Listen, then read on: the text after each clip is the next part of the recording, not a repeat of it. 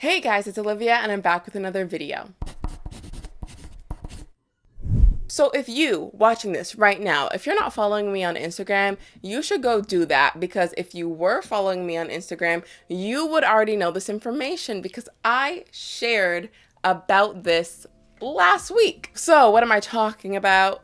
I'm talking about me pursuing acting. So I didn't really elaborate on Instagram. I just said, hey, this is something I haven't shared before. I started acting. Here's a photo of me on set. And that was pretty much it. So in this video, I'm going to elaborate more as to a little bit of background, how I got into acting and how I booked this role specifically. So just a very quick background of how I got into acting. I've wanted to act for very many years, but I never told anyone because I was nervous about what they would say. Fast forward to last year in February of 2021, when I was 22 years old, I told my dad that acting was something I wanted to pursue, and he tried to talk me out of it. However, one of the best parts of being an adult is that you don't have to ask permission. So I wasn't like, hey, Dad, can I start acting? No, I was like, hey, this is something I'm interested in. I'm gonna do it. And while he tried to advise me otherwise, I can choose whether or not I want to take that advice because I'm an adult. And clearly I just did whatever I wanted. So I was like, I'm gonna start acting, and that's what I did.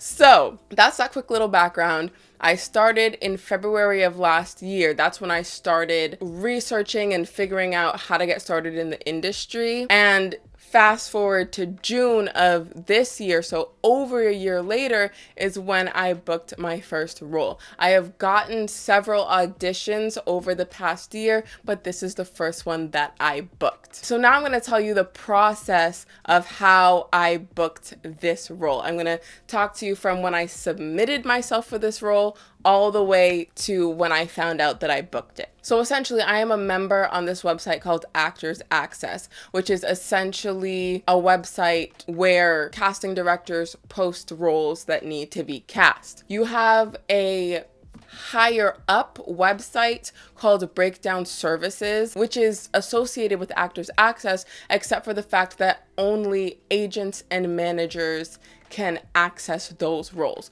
So for example, let's say there's a lead role casting for the next Netflix show. 9 times out of 10, that's not going to show up on Actors Access. It's only going to show up on Breakdown Services. But I'm new to acting. I don't have an agent as of yet. Therefore, I won't even see that that role is being cast. So it's mainly lower level roles. I have seen some Netflix shows show up on Actors Access, and I've seen some Hulu shows, some Disney Plus movies. So there are some big things that are open to everyone that will show up on like the lower tier of the website. But for the most part, you're getting short films, some theater, and a lot of non-union work. But there are times where the bigger things show up. However, if you do have an agent, you're going to be able to see 100% of the big roles instead of just like 10% of the big roles that are being offered. So anyways, I'm a member of Actors Access.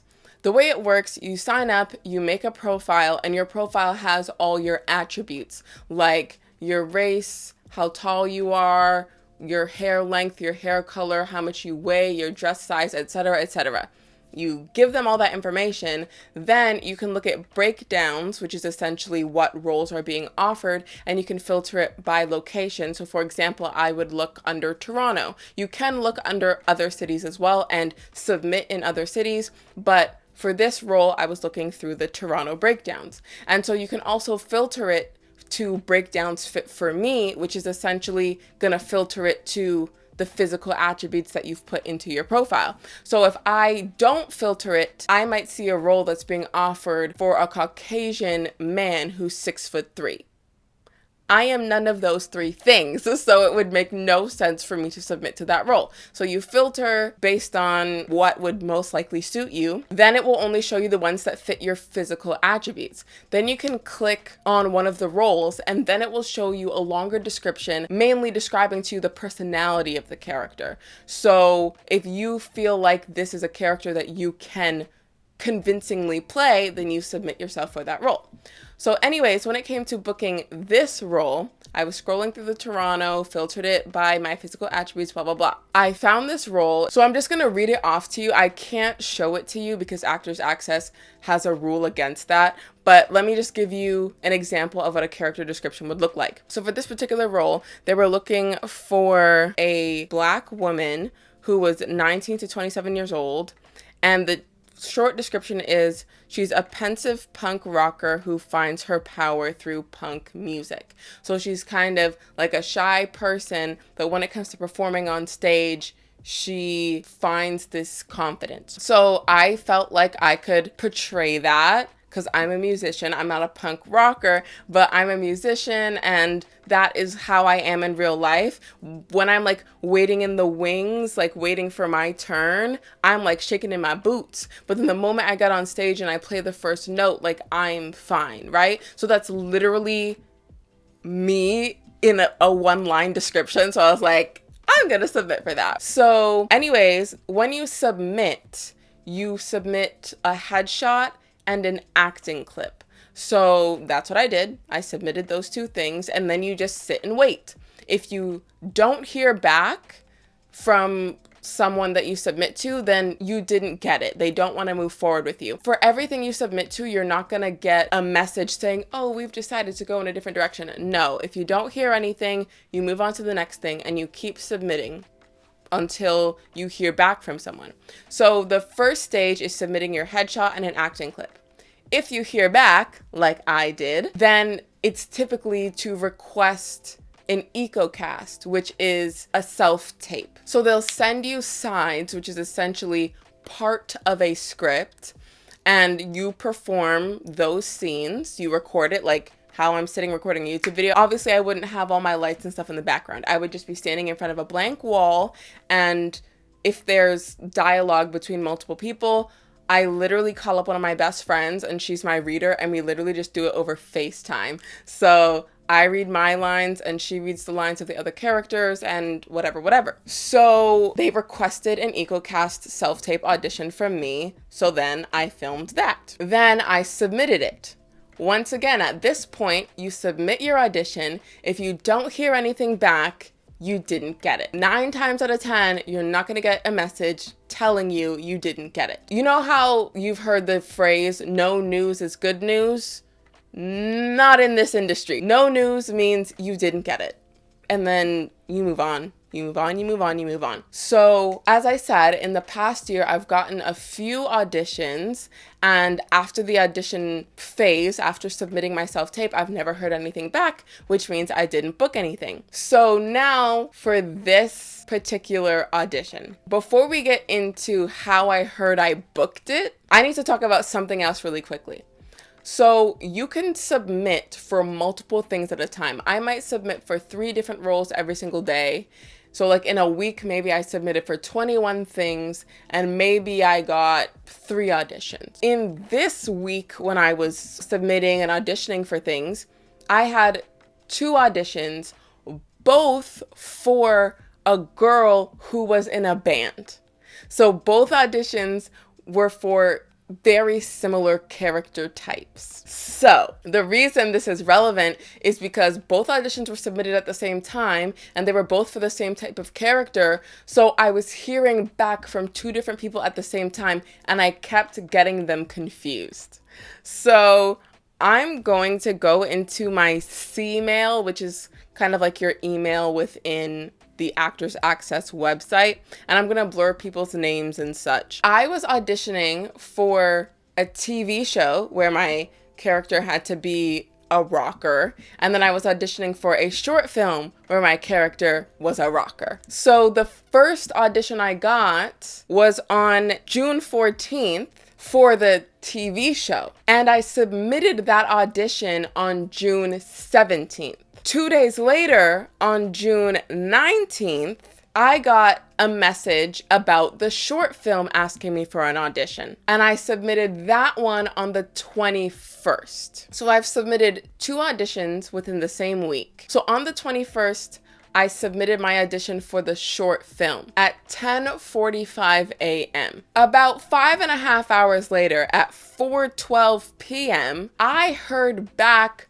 from the TV show telling me that I didn't book it. So as I've been saying this whole time, you typically don't hear back when you don't book something. I've submitted several auditions. I've never heard back from any of them. This is the very first time I've ever heard back from someone.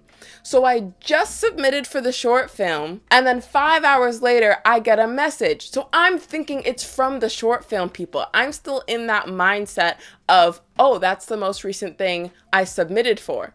So I submitted for the TV show on the 17th, and on the 21st, the TV show told me I didn't get it. But I submitted for the short film on the 21st as well. So I thought I didn't get the short film. That's what was on my mind. Then fast forward to the next day, June 22nd at 12:39 p.m., I got a message from the short film telling me we'd like to book you for this role. And I was like, wait a second. I was like, didn't you just tell me no yesterday? I was like, wait, 24 hours ago you said, oh, we're moving in a different direction, and today you want to book me? So like you moved back into my direction? I was confused. So I went back into my inbox to look at the names of who sent me these messages. That's when I finally realized I heard back from the TV show people. Those are the people who told me I didn't get the role. It's a completely different person who messaged me today telling me I did get the role. And I was like, I was so confused for the longest. And then I finally figured it out. So I booked this role in the short film. So a little bit more context. My character in this short film plays the drums. I don't play the drums.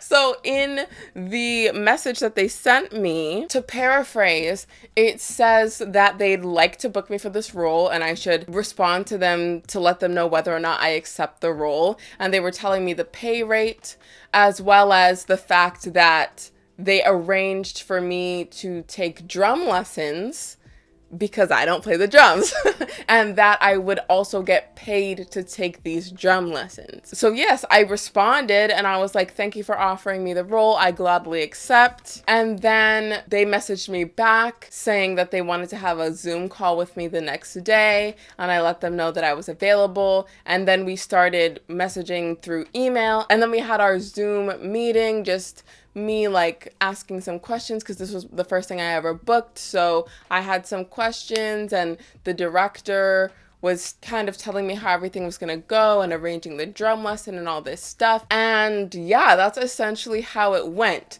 So basically, to give a quick summary, this is how it goes for every single audition. You find something that suits you. You submit a headshot and a clip of you acting. If they like it and they want to move forward with you, they will send you an audition request. I only started acting during COVID times, so I have never had an in-person audition. In-person auditions exist, and I assume in that case, in the message, they wouldn't send you the information on where to submit your video. They would send you the information of the location of the place where you're supposed to film, I assume, but I have never done that as of yet.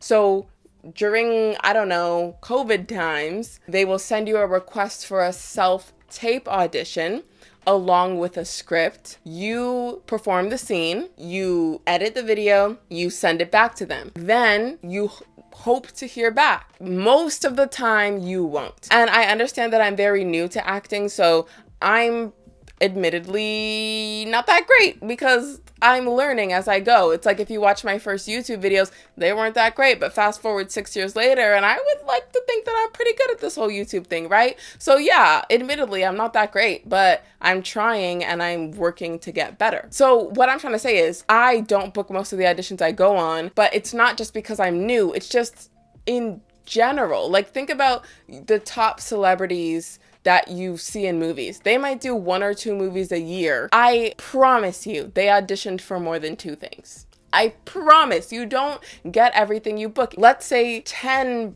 big celebrities are auditioning for the one role. Well, 9 of you aren't gonna get it. So you're competing with other people who are also just as good as you. So it's like, no matter what level of acting you're at, whether you're doing student films or you're in big blockbuster movies, you're always competing with several people who are around your level of acting ability. So you're not gonna get it every single time. Majority of the time, you're not going to get it because of the amount of people you're competing with for that role. What I'm saying is majority of the time, you're not going to hear back, but that's okay because new roles are posted to this website every single day. And at least one of those roles is gonna suit your description. So then submit for it. So yeah, that is how I booked my first acting role. It was nothing super crazy. It's the way that most people book roles. Cause even though, as I said, I don't have an agent, so I only have access to actors access. I don't have access to breakdown services. But let's say I did have an agent who did have access to that section of the website. They would do the same thing. They would submit my headshot and an acting clip, and if I got an audition, they would send me the information for the audition, and then I would do it. So the steps are the same for everyone.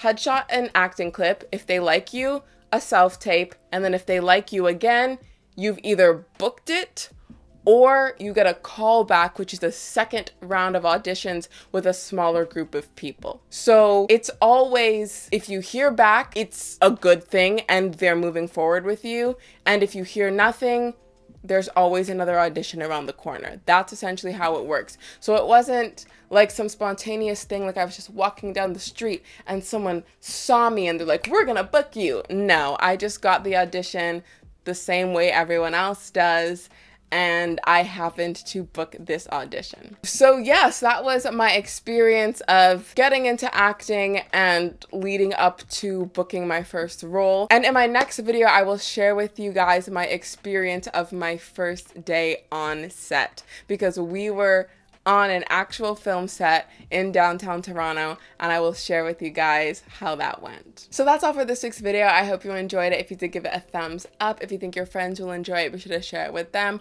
All my social media links will be down below in case you want to follow me on there. Be sure to subscribe to my channel because I make new videos every Monday. Thank you to my channel members, and be sure to check out one of these suggested videos, and I'll see you in my next video.